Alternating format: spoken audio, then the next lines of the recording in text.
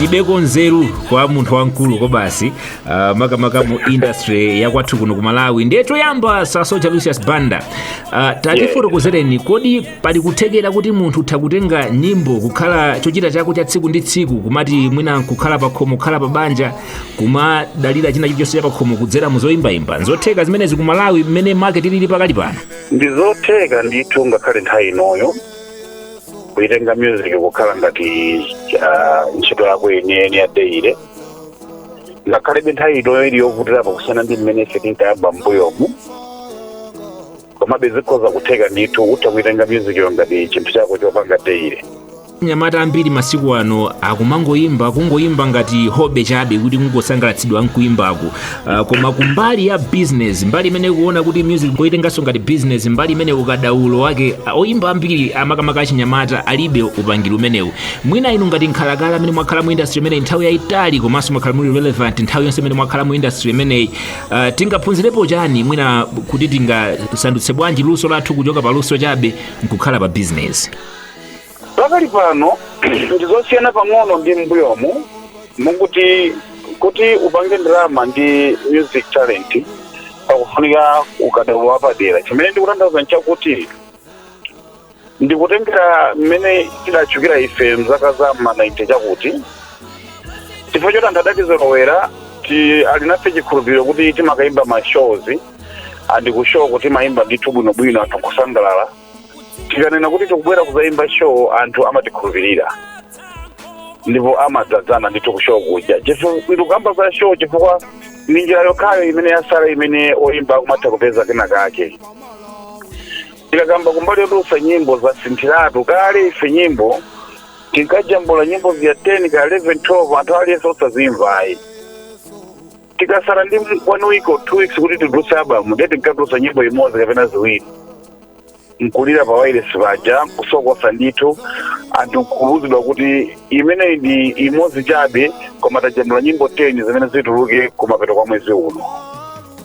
Ndiye anthu ankakhala ndi tcheru ogulitsa nyimbo ankakhala ataoda ndikukumbukira kuti ine album ine yake ngati Ceasefire sikulayamba kutulutsa nakachita supply makaseti 200,000 pakamozi kutanthauza kuti tinkadalira kugulitsa nyimbo ndithu ngati kaseti kapena ngati CDs. Koma leroli anthu sakugula nyimbo pakaseti kapena pa CD akungogawana pa social media.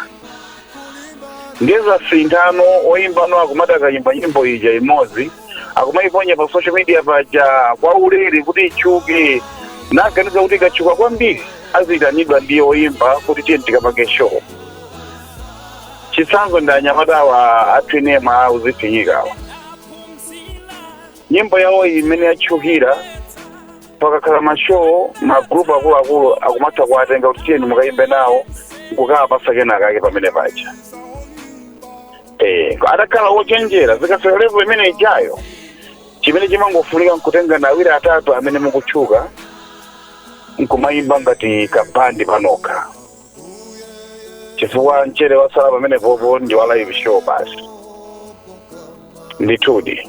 Now taonanso kuti oyimba ambiri amati mwina akabwera mu industry kuti mwina mwaka atulutsa nyimbo adziwika panopa mwina pakamatha zaka 5 kapena 6 amakhala kuti anthu tayiwala kuti kunalinso oyimba wina akanabwera and tikaona oyimba ngati Lucius Banda ndi dzina limene ambiri takula tikulimva ndithu kuyambira tili ana ang'ono mpaka na pano takula mwinanso tili ndi ana anzathu tikumvabe kuti Lucius Banda ndi oyimba akukhalabe ndi impact. Chinsinsi chanu ndi chani kuti mukhalebe relevant ku zaka zonsezi?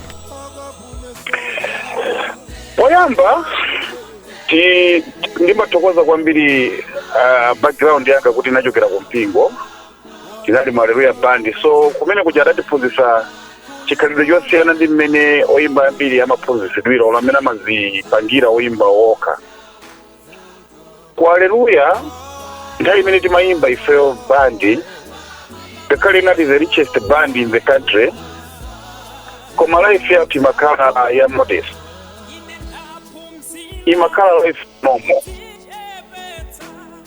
Ineyo ndimakumbukira kuti nditajoyina Hallelujah kumatsogolera nthawi imeneyo ndinali ntakumana ndi akazi wanga tokhala limodzi mongotolana titangopanga register ukwati kuboma.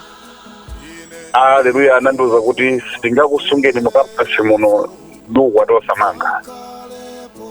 Kutanthauza kuti ma values amene ndimachita live on anachokera kumene kuja. Izi zinthu kunena chifukwa chimene chimatimaliza ma musicians timasita lifestyle.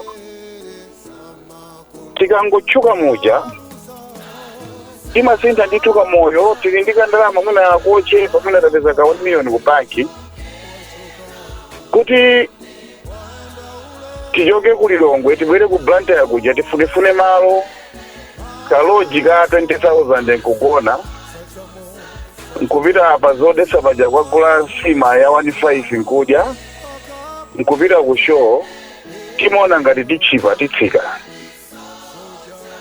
timayamba kupita ku Mount Lodge. Timakagona ku Mount Lodge kukalipira room kumene kuja 90,000 nkugula chakudyaso cha 12,000.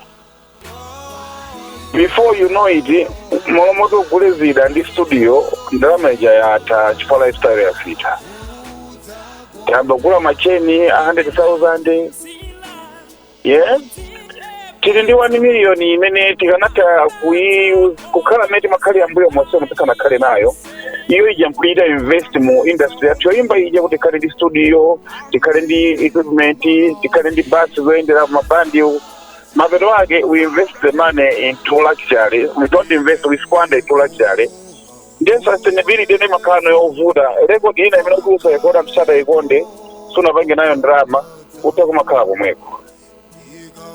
Pamene wakauti ndama ziyo maseva, chifaso music idu antena amata kuchuka just because alini ndalama zambiri. Kwa talent iliyo jepa, alipo ma-artist maya mnoma amene neni mazuwa kuti uyo ndo akama, uyo ndo talenti, uyo ndo ajuma. Pama kanjira ntizi ngapo zina zochukira apart from talent. So kakauti ka talent ko kalipo, unuikapo ndalama nkuikapo kama, umapita patali kwa mbili.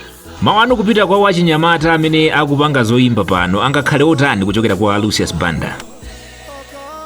Mawu amene wandane napo nthawi nake mbuyomu nani napo pamaso pa Skefa anakuisapo ntchito muyimbo. Musician ndalama imene waipeza kuchokera ku music.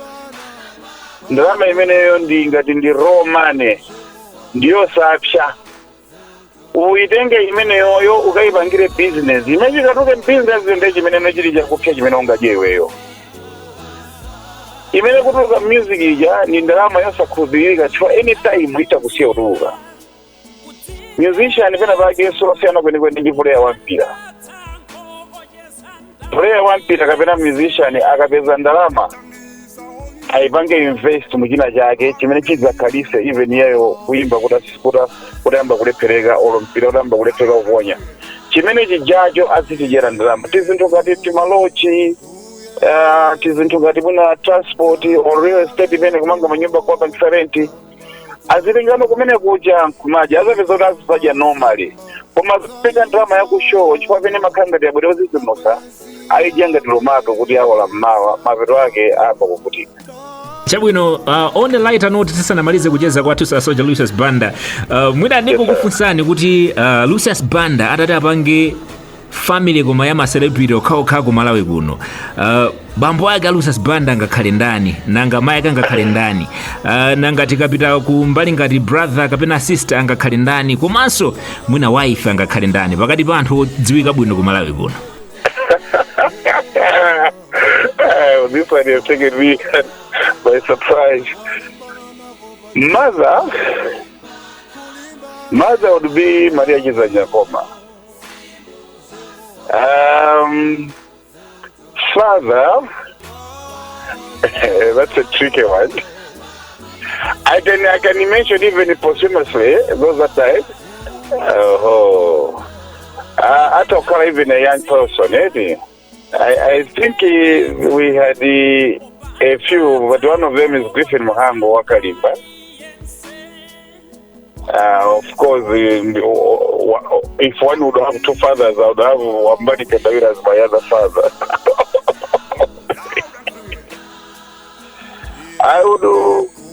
I would enjoy if it's an elder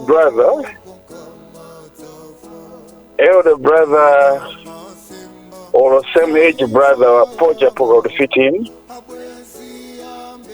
A little brother, of course, the role would feature in very well.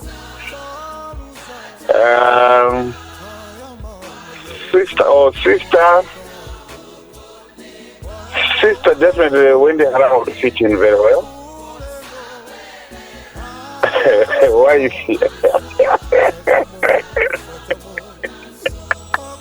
wife, that's a controversial idea. Wife, since my wife is a gospel lover, so wife I would get from the gospel fraternity.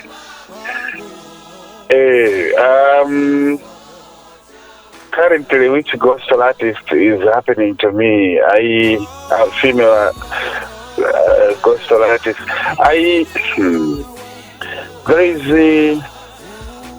There is the favorite sister. Yes, that one. Yeah, I would fit in on my wife. Musical, that is. Yeah, it's one billion for having me. Thank you. Malawi. Loud and clear. Inendeko ambuye Yesu Zakale popo kama tafa Nikama simba zaifa yanga Abwezi ambele samakulwa Talusa